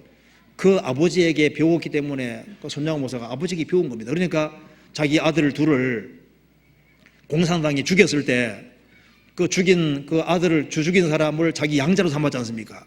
그 아버지에게 신앙을 배우는 거예요. 어쨌든 간에 생을 살아가는 데 있어서 성실하게 살고 근실하게 사는 것은 당연하지만은 거기에 마음 붙이고 그것을 목적으로 삼으면은 주님 빛은 가려지게 되는 거예요. 그렇잖아요. 우리는 잘 먹고 잘 사는 것이 목적이 아닙니다. 그리고 빛이 가려지는 또 한 가지 경우는 누가복음 8장 보시겠습니다.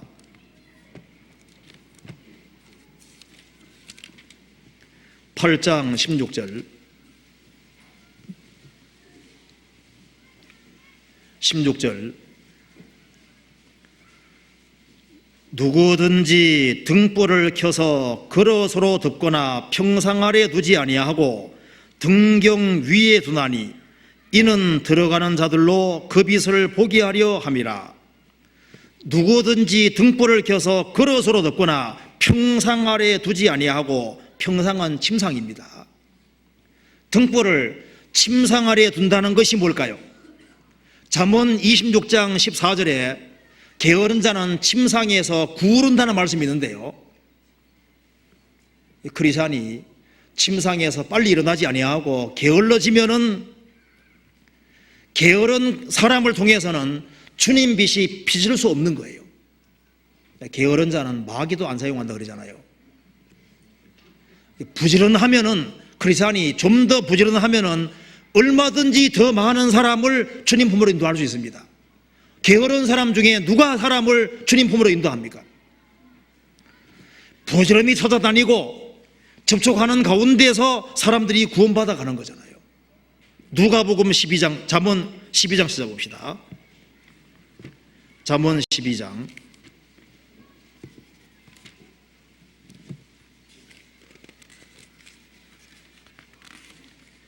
12장 27절 한번 같이 읽어보겠습니다. 게으른 자는 그 잡을 것도 사냥하지 아니하나니 사람의 부귀는 부지런한 것이니라. 게으른 자는 그 잡을 것도 사냥하지 아니한다. 우리 주변에 우리가 조금만 관심을 기울이고 조금만 더 부지런을 떨면은 접촉에서 얼마든지 건질 사람들이 있는데, 잡을 것도 사냥하지 아니하나니 사람의 부귀는 부지런한 것이니라. 영적으로 부유해지는 것도 부지런한 겁니다. 부지런하게 접촉하면은, 부지런하면은 주님 빛을 비출 수가 있습니다. 좀 더 희생하는 모습, 수고하는 모습, 좀 더 부지런해지면은 주님 빛을 보게 되고 사람들이 주님과 연결될 수 있는 거예요. 또 한 가지는 누가복음 11장 보시겠습니다. 11장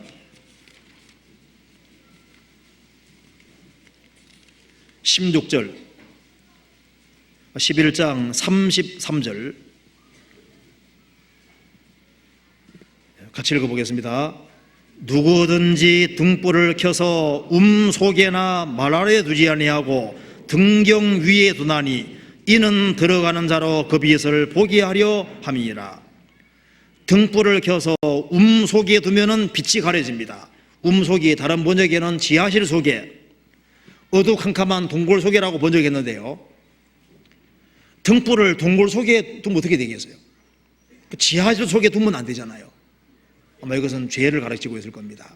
크리스찬이 어두운 죄 가운데 살면은 구원의 즐거움이 깨지고, 그러면은 다른 사람을 주님 품으로 인도할 수 없습니다. 다윗도 살인죄와 간음죄를 짓고 난 이후에 구원의 즐거움이 깨져버렸습니다. 그러니까 주변 사람들을 전도할 수 없는 거예요. 내게 구원의 즐거움을 회복시키시고 자원하는 심령을 주사 나를 붙들어서 그리하면 내가 죄인들의 범죄자들에게 주의 도를 가르치리니 죄인들이 주께 회개하리이다. 주께 돌아오리이다. 그러니까 구원의 즐거움이 회복되고 그 상태에서 자원하는 심령으로 주의 말씀을 가르치면은 죄인들이 죽게 돌아오는 역사가 있다 그 말입니다. 크리스찬이 죄 가운데 살기 때문에 주님의 빛이 가려지고 다른 영혼이 구원을 받지를 못하는 거예요. 죄는 도둑놈입니다. 죄는 우리에게 모든 좋은 것을 다 뺏어갑니다. 모든 신령한 것을 다 뺏어가는 거예요.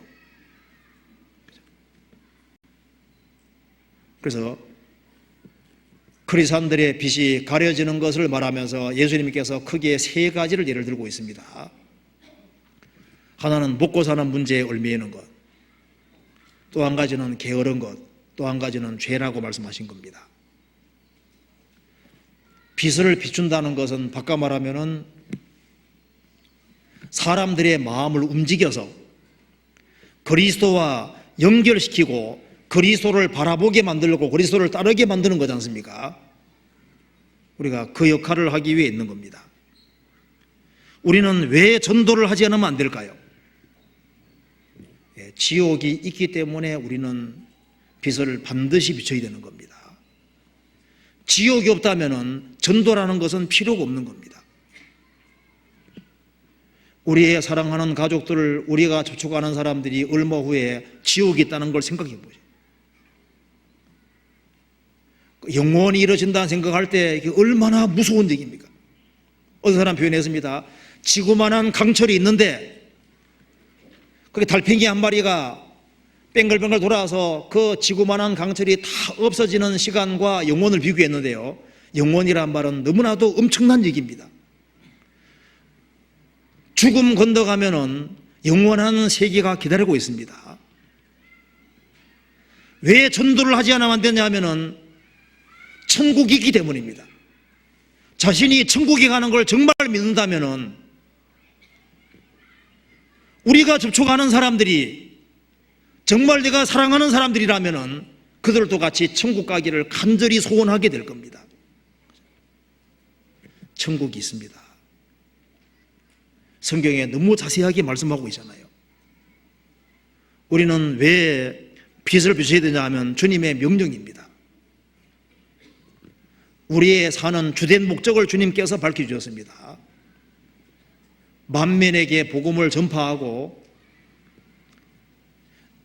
쓰러져가는 영혼을 건지라고 주님께서 명령하신 겁니다.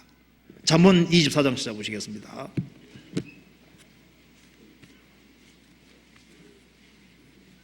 잠언 24장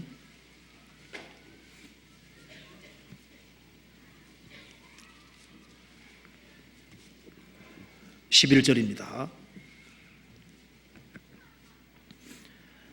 너는 사망으로 끌려가는 자를 건져주며 살육을 당하게 된 자를 구원하지 아니치 말라. 내가 말하기를 나는 그것을 알지 못하였노라 할지라도 마음을 저울질 하시는 이가 어찌 통찰하지 못하시겠으며 내 영혼을 지키시는 이가 어찌 알지 못하시겠느냐. 그가 각 사람의 행위대로 보응하시리라. 너는 지옥으로 끌려가는 자를 건져주며 살육을 당하게 된 자를 구원하지 않지 말라. 내가 말하기를 나는 알지 못하였노라 할지라도 하나님은 마음을 저울질 하십니다. 주님의 빛을 비추어서 영혼을 건지고 세우는 그 확실한 목적을 가지고 살아야 됩니다. 그리고 빨리 전도하지는 안 되는 거예요. 인생은 연약합니다. 언제 죽을지 모르고 이제 10년 전과 10년 후가 달라지고 1년 전과 1년 후가 달라지고 6개월 전과 후가 달라지고 막 한 달 사이가 막 급속히 바뀌고 있거든요. 막 가치관이 아주 급속도로 하락되고 있습니다. 비루함이 인생 중에 높아지는 때에 악인이 처처에 행행하노도다. 지금 가치관이 막 갑자기 내려가고 있습니다. 지금 마귀가 막 사람 막 몰아가는 것이 보입니다. 이제 우리가 전도할 수 있는 시기도 그렇게 많이 남은 것이 아닙니다. 그럼 우리가 더 많은 영혼 건지기 어떻게 해야 될까요? 먼저 등불을 켜서 등경 위에 두는 것처럼 제 위치에 있어야 됩니다.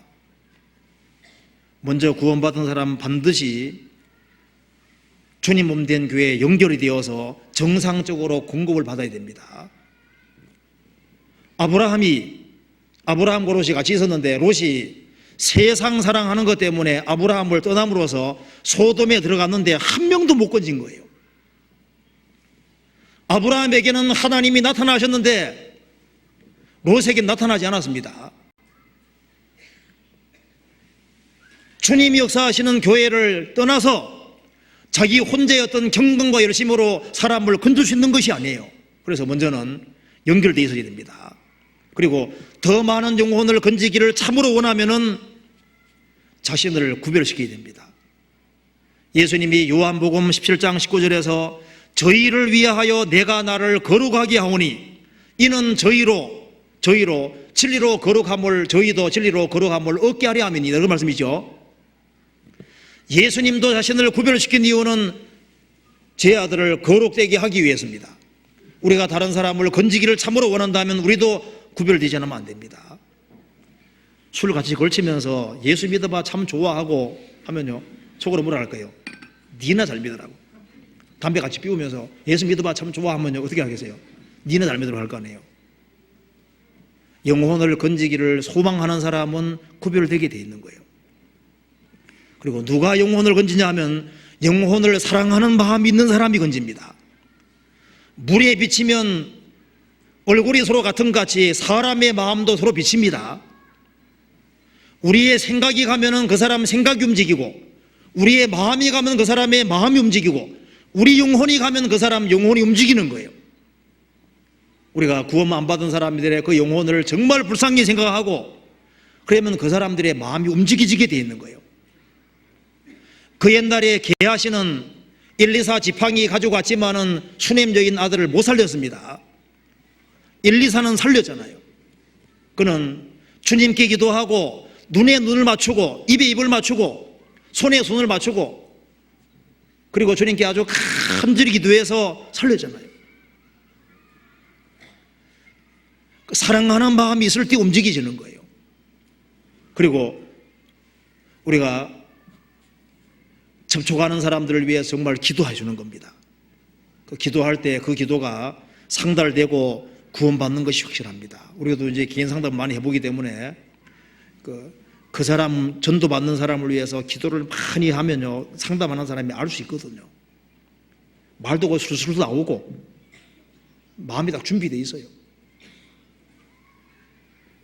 기도해 주는 것이 사람 영혼을 건지는데 아주 큰 역할을 하는 것이 맞습니다. 주님 마음을 움직이는 것이 기도인 것이 확실합니다. 그 옛날에 엘리사가 병들어 죽게 됐습니다. 그 요아스 왕은 아람 군대에 침공받아서 막 괴롭힘을 많이 당해서 이제 엘리사가 죽으면 큰일 난 거예요. 그래서 엘리사를 만나서 말했습니다. 이스라엘의 병과 마병이여, 당신이 죽으면 이스라엘 어떻게 할 거냐 그 말입니다. 그러니까 엘리사가 왕의 손에 안찰하고 동평문 열게 하고 활을 쏘게 했습니다. 이건 여호와의 구원의 화살입니다. 동평이 아람이 있거든요. 그리고 이제 화살을 취해서 땅을 치라고 하니까 3번만 땅 치고 맞췄습니다. 엘리사가 아주 화를 펄컥 냈습니다. 5, 6번 쳐야 되는데 왜 3번만 쳤습니까? 이제 왕은 아람을 3번만 이기리이다. 5, 6번 졌으면 아람을 완전히 진멸했을 텐데 못하겠다는 겁니다. 이것이 우리와 유사한 거예요. 우리도 열정이 적어지고 있습니다. 이스라엘을 괴롭히는 원수인데 원수로 생각하지 않는 거예요. 마귀가 우리의 사랑하는 가족들, 가까운 사람을 붙잡아 갔는데 마귀하고 원수 같은 마음을 안 가지고 있습니다. 요아스 왕은 이스라엘 왕으로 있으면서도 아이고 아람 몇 번만 이기면 우리를 함부로 건드지 못할 텐데 그 생각밖에 없거든요. 그냥 이 나라를 싹 진멸하고자 하는 마음이 없는 거예요. 이스라엘 백성들을 향한 그 사랑이 그리 크지는 않습니다. 몇 번만 이기면 좋을 텐데 그 마음 가지고 있으니까 3번밖에 안 치는 거예요. 그가 이스라엘을 그렇게 괴롭힌 아람을 원수로 생각하고 정말 진멸하기를 원했다면은 그러면 몇 번 쳤을까요? 막 죽으라고 쳤을 거 아니에요. 근데 우리는 원한이라는 게 적어지고 있습니다. 마음속에 세상이 들어오기 때문에 원한이 적어지고 있는 거예요. 가족 중에 아직까지 구원 안 받은 사람들이 있는데 내만 구원받으면 됐지 그러면서 그 원한이 없습니다. 그러니까 아주 그 절실한 마음, 간절한 마음이 없기 때문에 요아스 왕처럼 세 번만 치고 마는 거예요. 기도도 적당히 하고 전도하는 거 적당히 해버리고. 이것이 우리의 모습이 아니냐 그 말입니다. 꼭 우리 모습 같이 보입니다. 그리고 우리가 영혼을 건지기 위해서 지금보다 더 많은 물질적인 희생과 각오를 해야 됩니다. 눈물을 흘리며 씨를 뿌리는 자는 기쁨으로 거둔다고 말씀하셨습니다.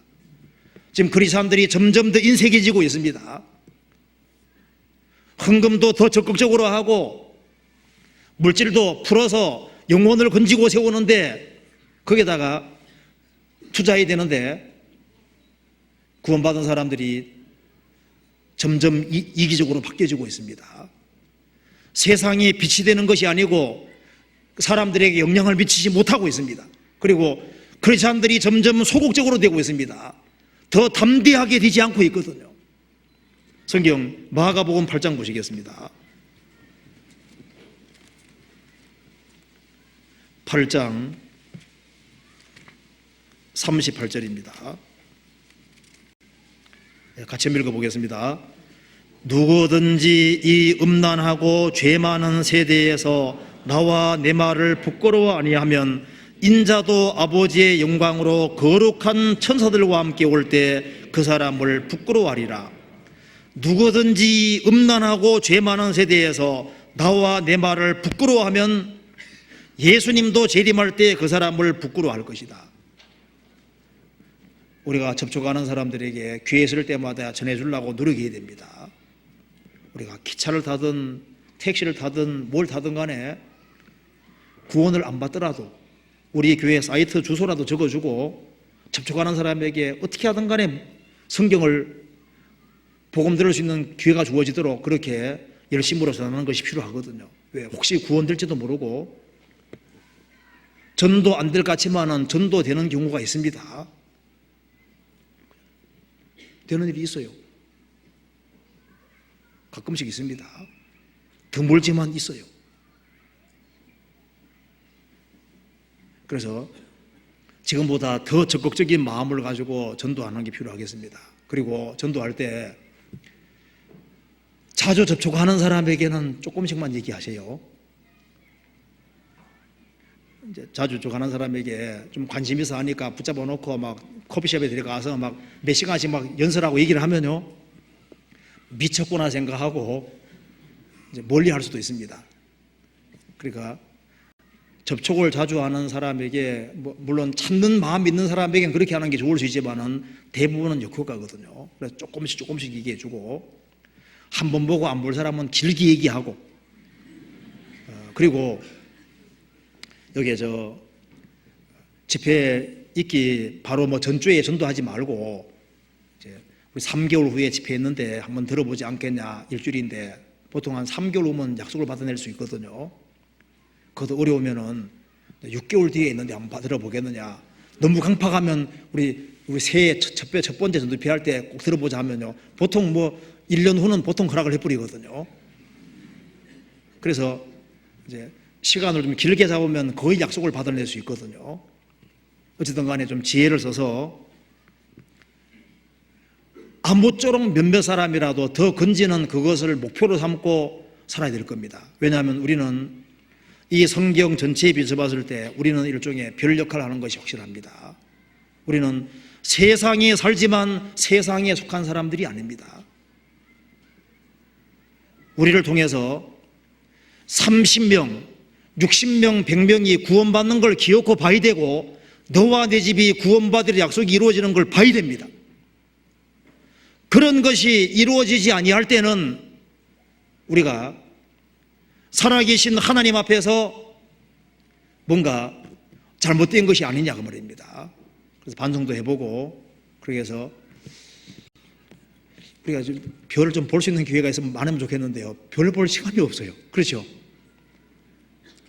공해 때문에 잘 보이지도 않고 하는데, 그럴 때 생각 속에서라도 나는 주님 앞에서 왜 사느냐, 나는 빛을 비추기 위해 산다 하는 그 목적을 항상 가지고 살았으면 좋겠습니다. 같이 기도하시겠습니다. 저희를 사랑하시는 하나님 아버지, 감사합니다.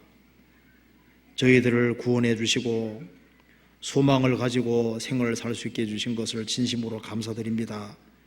이 세상에는 복음을 한 번도 들어보지 못하고 멸망으로 달려가는 영혼들이 너무나도 많이 있습니다. 하나님께서 우리의 마음을 일깨워 주시고 우리가 무엇을 위해 살아야 될지를 다시 자각하는 귀한 계기가 되도록 도와주시고, 우리 중에 한 사람도 자기 연민 속에 사는 사람 없도록 자비를 베풀어 주시고, 주님 다시 오시는 그날까지 우리에게 맡기신 사명과 일을 잘 감당할 수 있도록 도와주시옵소서. 머지않아 주님 앞에서는 그날 칭찬과 영광과 존귀를 얻을 수 있도록 우리의 삶을 다스려 주시고 도와주옵소서. 저희들은 너무나도 어리석고 연약합니다. 주님께서 도와주시지 아니하시면 이 세상을 바르게 살 수 없고 주님의 영광 나타낼 수도 없습니다. 저희 마음을 붙잡아 주시고 한 마음과 한 뜻이 되어서 주님의 영광을 위해 살 수 있도록 독려해 주시고 도와주옵소서. 교회가 계획한 모든 일 가운데 주님이 주장해 주시고 주의 역사를 나타내 주옵소서. 고마우신 우리 구주 예수 그리스도 이름 받들어 기도하옵나이다. 아멘. 찬송 같이 부르시겠습니다. 260장입니다.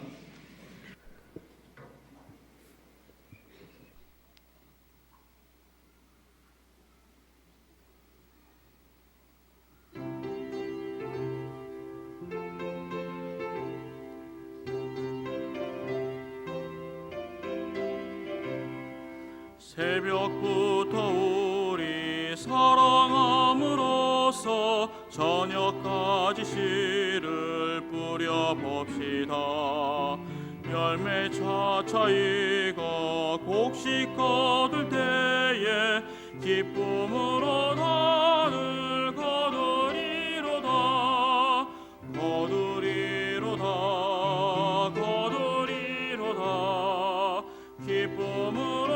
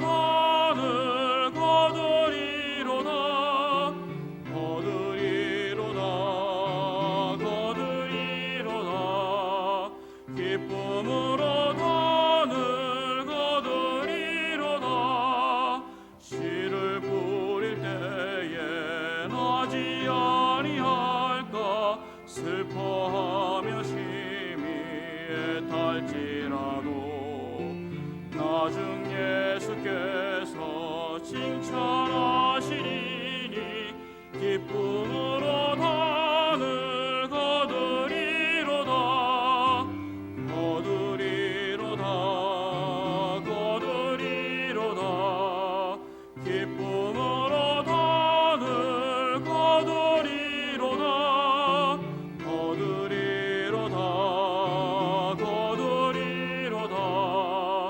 기쁨으로 단을 거두리로다.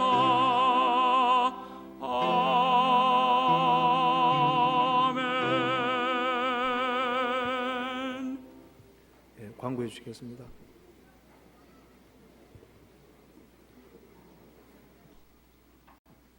광고 말씀드리겠습니다.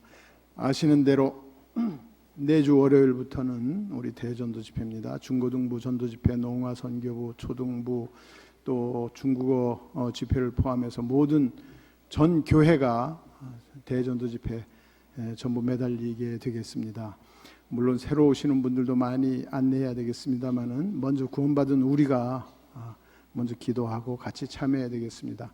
나가시면서 이 성경 강연에 이 전단지를 만들었는데 요거 말고 또 하나 디자인, 똑같은 내용으로 또 하나 디자인이 있습니다. 그래서 가시면서 가져가서, 물론 내주 월요일 날 하는 걸 지금 가져가서 뭐 하겠느냐 이렇게 생각할지 모르지만, 그러나 분명히 쓰임이 있으리라고 생각을 합니다. 그래서 내주는 아주 특별한 한 주로 생각하시고 미리 계획을 하셨겠습니다만은 반드시 같이 우리 대전도 집회를 하나님 앞에서 멋지게 한번 해야 되겠습니다. 그래서 광고 말씀 마치겠습니다. 마치겠습니다.